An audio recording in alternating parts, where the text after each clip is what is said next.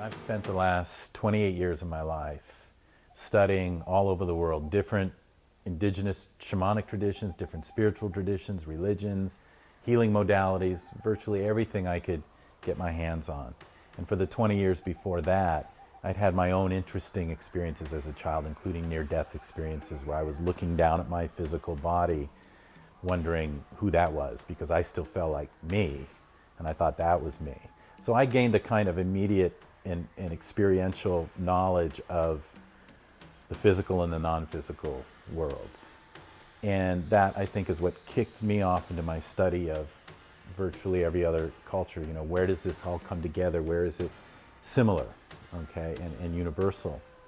And so in those travels and in those studies, what I found was that a lot of the original knowledge, a lot of the comprehensive worldviews and set of techniques have been lost in any individual instance, in any individual form of shamanism or religion or spiritual tradition. There are very few, I found, that hold potentially the full complement of it. One is these Q'ero Indians from Peru that I was, privileged to study under, where they had been isolated for the last 500 years. There's a few other tribes in the Amazon that were also isolated, and the Mapuches shamans of Chile who were able to fight off the conquistadors successfully, and that's a completely matriarchal society. If you look very carefully, though, at all the different traditions of the world, it's very easy to find the common threads. There's only so many ways to work with the soul. There's only so many ways to engage with nature, both physical and non-physical, the worlds of spirit. And so whether you learned it in South Africa or China or Mongolia or the United States of the Americas, it's all very, very similar. So as a child, growing up in suburban, what is now Silicon Valley, basically, I felt a little different. Maybe this is true for a lot of people, or everybody, or who knows. But I seem to look at things differently than other people. I think I mentioned that I had had these near-death experiences, and I had a lot of out-of-body experiences, so wasn't quite sure what was going on with me.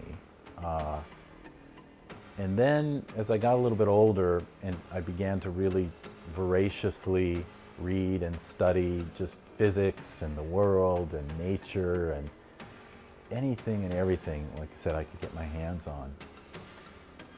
And in my mid-teens, late teens, I began to study more spiritual traditions and practices. And those began to explain some of the things I'd experienced earlier on. It made some sense out of my life and what I was seeing. But I, sort of dismissed that as not the important thing, being raised in the society that was telling me, you're a smart kid, become an engineer, get a good job, be safe, And so I went off to college and got a degree in electrical engineering, and also was fascinated, just continued to be fascinated by literature, so I ended up getting a minor in literature. And then I graduated, and I needed to get a job, and I went to work in high tech, and interestingly enough, that allowed me to travel the world quite a bit, and then the weekends and the evenings after work, I'd go off into the mountains and find the teachers and the shamans and the masters, And I was practicing martial arts and Tai Chi and Qigong and traveling in China and studying with these masters. And then I began to work with healers. So I was turned on to some very powerful energy healers, for lack of a better word. People that could read what's going on with you and then make the changes necessary to change whatever is going on in your life. So for example, relationship issues, health issues, questions about work and work issues and resources, money. And this one particular healer was great. He'd worked on so many things that had helped me out in my life. And one day I went in and I asked him, what's my work?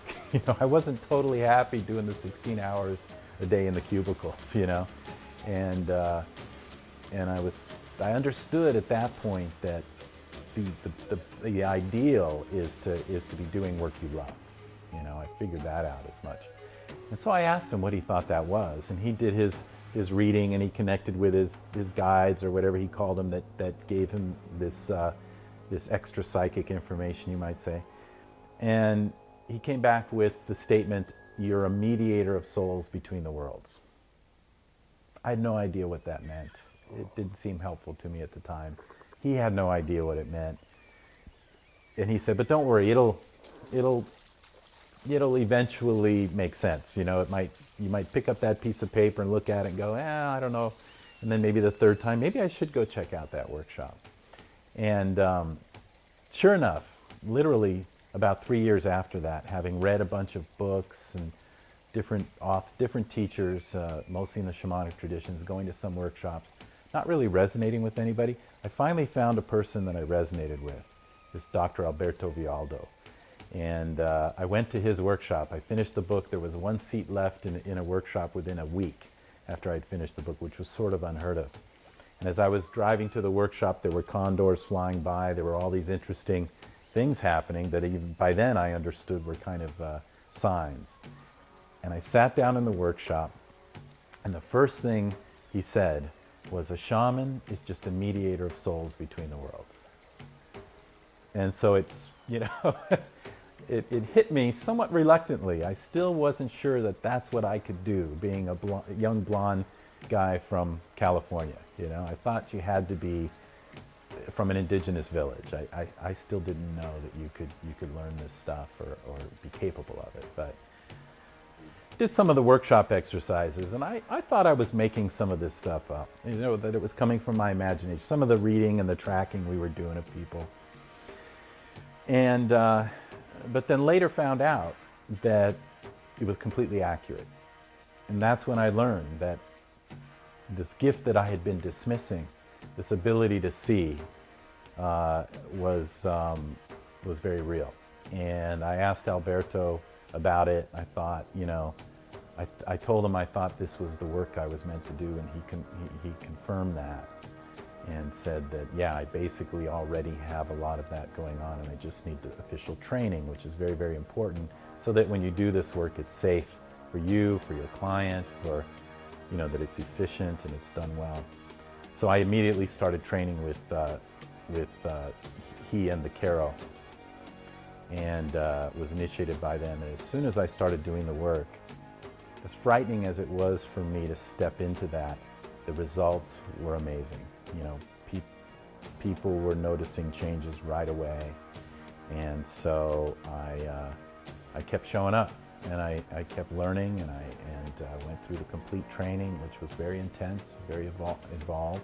A lot of trips to Peru, a lot of time in the jungles and the mountains, with the Caro in ceremony, doing a lot of our own healing work, which is essential to doing this work, so that you're not healing through your clients. You're not just attracting people with your issues so that you're slowly healing. We like to do our own healing as quickly as possible and then get out there and begin to use these gifts.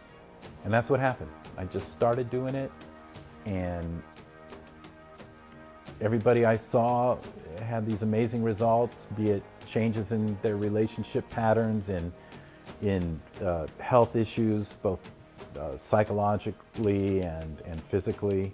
I actually started working with this group of psychologists and psychiatrists on clients of theirs that had been in their care for years and were still having symptoms, still having issues. And so I would do a session with them using these shamanic techniques and addressing things the way we do, and then corroborate with the psychologists and psychiatrists, and they would be essentially healed. I was working with a young woman who was diagnosed with essentially suicidal depression. She tried killing herself on a number of occasions, and she'd been in therapy and she'd been on medication to try and mitigate this. However, she was still cutting herself.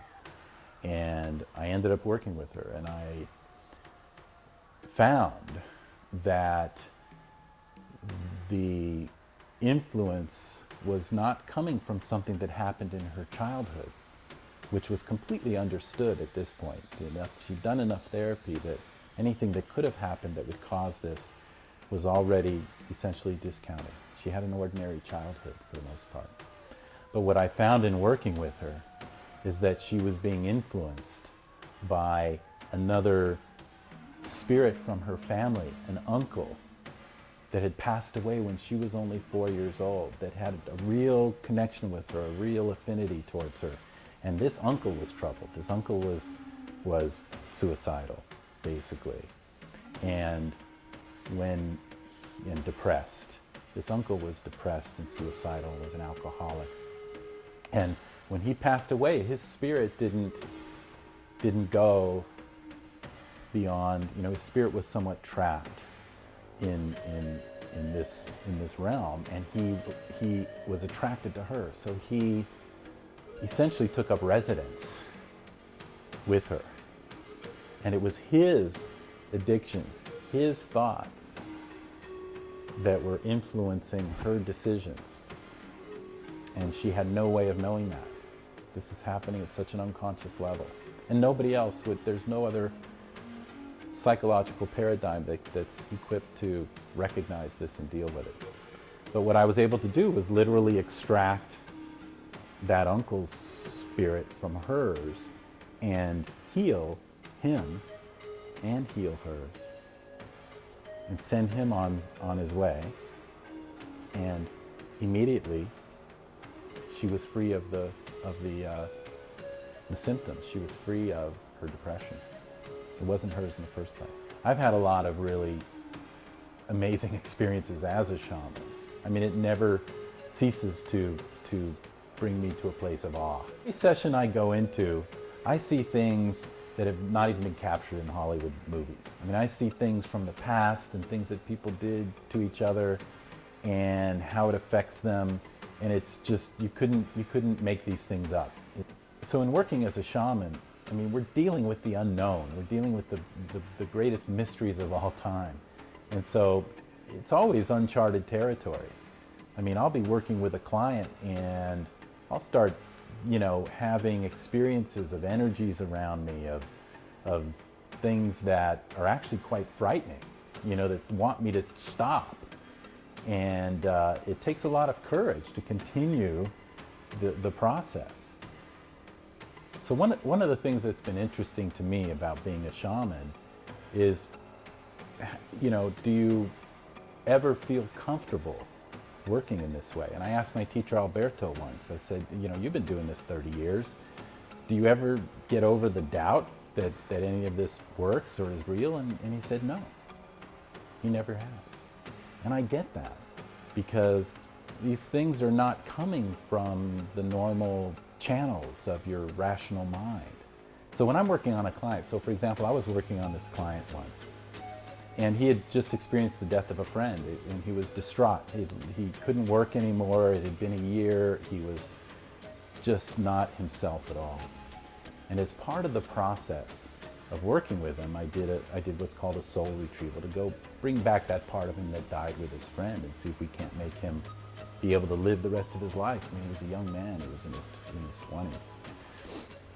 And so I'm working on him, and I'm doing the soul retrieval, which involves finding where that soul part is hiding and finding any contracts that might have been made by that soul part. So for example, if a young woman is abused by her father, that part of her will leave. It's called disassociation in psychology. And then she makes this sort of childlike contract that love equals abuse, because daddy loves me, then he hurts me. They must go together. And that becomes her myth and her belief and her experience. 30 years later, every one of her relationships is abusive. That's well documented in psychology. So when we do a soul retrieval in that regard, I would change that contract, that belief, that myth that says instead love is warm and nurturing, kind and supportive. And then bring back a gift, an object that represents the gift she receives and she brings to the world when she's whole again. So I was working on this young man, and I was in the journey, and I found the soul part. And when I got to the gift, I saw a karaoke machine. And I thought, I can't say this, I'm going to make a fool of myself. I mean, so much of this is so out of left field that, half the time you're afraid to even bring it up because you just think you're making up crazy stuff. But I had the courage to go ahead and tell him, I saw a karaoke machine.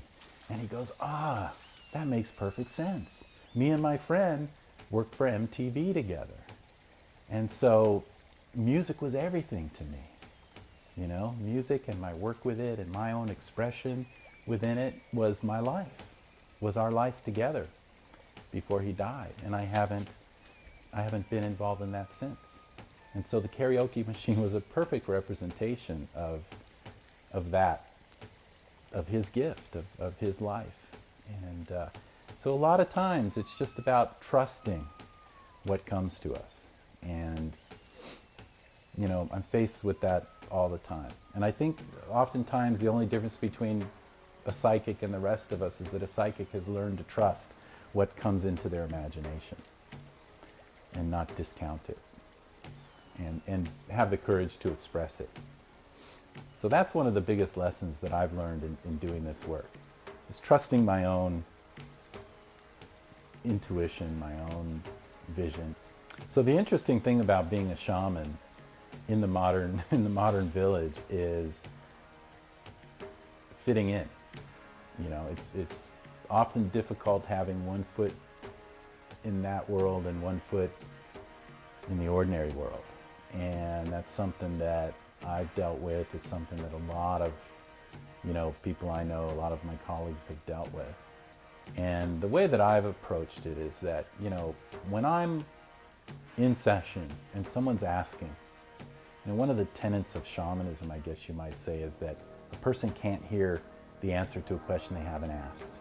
In other words, if someone's not asking to be healed or be brought into their power, you can't chase them down and say, I've got something for you that's going to help you. That's not shamanism. We're taught to be a little more invisible. We're taught to fit in to our village, to our society, and then when we're called upon, when we're asked to do our work, that's when we're on. And so it took a while for me to figure that out. It took a while for me not to be picking up on energy and information from everybody around me everywhere I went. And in fact, it was extremely draining. I'd go to a mall and I'd practically want to pass out after the first 5 minutes because of just so many people, and I was just wide open and I was just picking up on all this information. So one of the important parts of a shaman's training of being able to do this work is being able to turn that off, is being able to disengage. It's being, when I'm with a client, I'm 100% engaged. I'm tapped in on an energetic level, not just through the eyes and the ears and the normal ways in which we communicate, but I'm tapped in on an intuitive level as well. So I can pick up the things that aren't being said and be able to help my client understand them.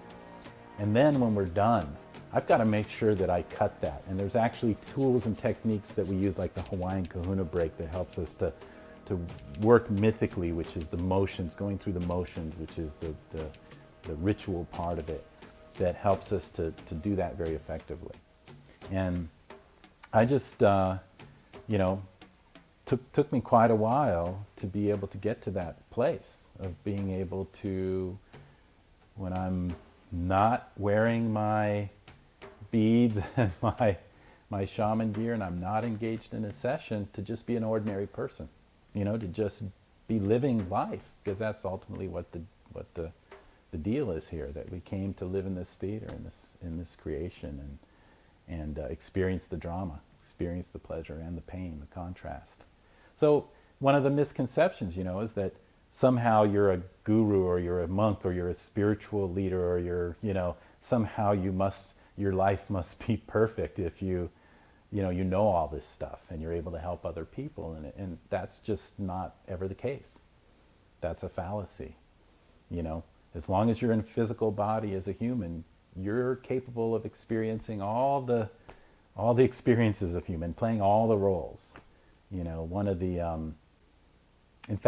the biggest pieces of work that we do as shamans in our own training, but also with our clients, is what we call shadow work, right? So this is where, you've pretty much healed the wounds of the past, and you've stepped beyond your ancestral influences, and you're getting pretty good at kind of dreaming your world into being, of creating your own experiences.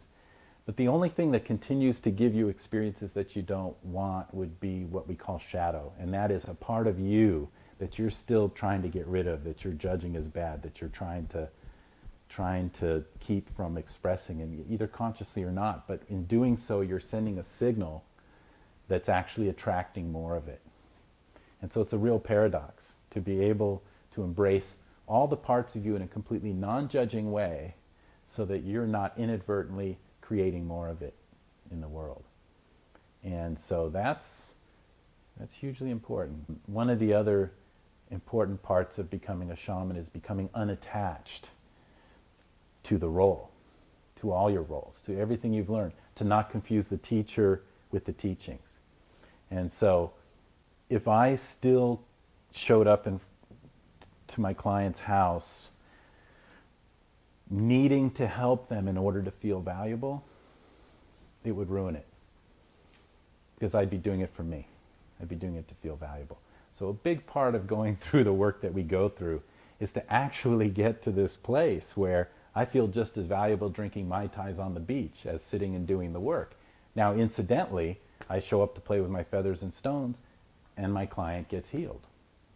So those are some of the things that are part of the shaman's life, part of our challenge as a shaman. So one of the things that I always noticed as a kid, I was always considered a real observer, and the reason is that I was seeing through people's soul. I mean, I was seeing who they really are, and one of the things, of course, that you have to be able to do when you see somebody that deeply and see their truth is be non-judging. Okay, so because we're all fallible, every human has everything in him, all the contrast, all the the good stuff and the quote-unquote bad stuff. And so a huge part of taking those natural gifts of being able to see through everything is also learning how to be non-judging. When you're sitting with a person and they can, as a shaman, the client kind of knows you're seeing through them. So it's super important for me to be able to create a safe environment and a non-judging environment. And that's I make that very clear. That is what I'm able to do. And so yeah, when I'm working with a client in session, I'm seeing they may be working on version 30 in this lifetime of a particular issue, be it betrayal or loss or abandonment, either the victim side or the perpetrator side, one way or the other. And I'm able to see back in time to all the previous versions. And in fact, as I'm doing the work to help clear it, I see it like it's a movie in my head. I see that 5 lifetimes ago when they were first experiencing that trauma or that pattern, that betrayal or that abuse. Again, either side of it, and how it's affecting them today. So a big part of the work is to not only be able to clear that and actually go back and change that story, at least change how the person perceives it so that it's no longer still influencing them, but to help them understand it. There's even that part of it. And how much relief that can bring people. I mean, it's amazing. There are people, one of the interesting things about self-judgment, for example, feeling guilty about a lifetime, or in this lifetime, that you did something that you perceived hurt somebody, that really, really hurt them. And, in our judicial system, if you get caught doing something bad, breaking a law, you get sentenced, you go to prison for 5 or 10 years, you've done your time, you get out, you're essentially absolved of it. But when you do these things and you're the only one that knows and you feel bad about it, there's no limit to how much you'll punish yourself. I see this all the time. I see people that'll still be beating themselves up really hard on themselves in their lifetimes, never allowing themselves to really feel pleasure and joy, but no matter how much they do for other people, this is what we call the caretaker archetype or the hero archetype. No matter how much they do for other people, they never feel good enough, they never feel valuable enough, and they'll do it till they die, till they get sick and die. They'll literally sacrifice themselves. And this will be the third lifetime they've been doing it. Because when is enough? When do they feel they've done enough to make up for the thing they did 5 lifetimes ago that they thought was bad? And it's amazing, but that's what we do. And so when I go back and heal that pattern in that lifetime and sort of help them to feel absolved of that, to be redeemed, if you will, or to no longer judge themselves for it, all of a sudden in this lifetime, they allow themselves to receive, to actually be healthy, to actually be abundant, to be happy, and to not feel like they have to take on everybody else's stuff. Because inevitably, if we are acting or helping or caring for somebody out of response to an old issue, there's resentment. The flip side of it is resentment, because I give and I give and I give and I never get back. Everybody in fact continues to abuse me and step on me and take. And inevitably there builds up a tremendous resentment and anger in that. And that can show up physically as liver issues and all kinds of symptomatic things. Weight issues, overweightness is sometimes a way of protecting against that uncontrollable urge to take on other people's heavy energies and try to take care of them and process them for the other people. And ultimately, you're not really helping them because it disempowers them. You're not helping them to come into their own responsibility and power. So it's sort of a codependent type of a situation. And the solution is to go back in time and literally change that original story so that they don't feel the need to punish themselves, that they forgive themselves right from the beginning. The list of the number of things that I've been privileged to work on, the number of issues is enormous. I mean, I've helped people, who were trying to get pregnant for years on IVF and all that actually get pregnant. They were able, we cleared away some of the issues around becoming a mother and what that meant. And then we were able to help the process, happen through destiny retrieval, for example. I've helped people find their ideal relationships. I've helped them heal their current relationships. I've helped people find the work that they love. I've helped families come together that were torn apart. I've helped CEOs reinvent their companies. I've helped children deal with any number of issues. I've helped people who have children that were having trouble learning to be able to learn. I've helped children who are diagnosed, with ADHD, be able to overcome that and thrive. I've helped people find their creativity. I've helped people who were doing one line of work, but their true passion was another, and I've helped them be able to shift into that passion and thrive. And for example, artists, I've helped people become healers who knew they were healers on some level, who knew they were the shaman basically, but had no way of validating, nobody to help them understand that. And after doing some of this work, they actually have gone and gotten the training themselves, and they're doing amazing work for people now. So I've really been able to address virtually every issue you can imagine that people are dealing with. I've had the privilege to work on and make a difference with this work, a profound difference.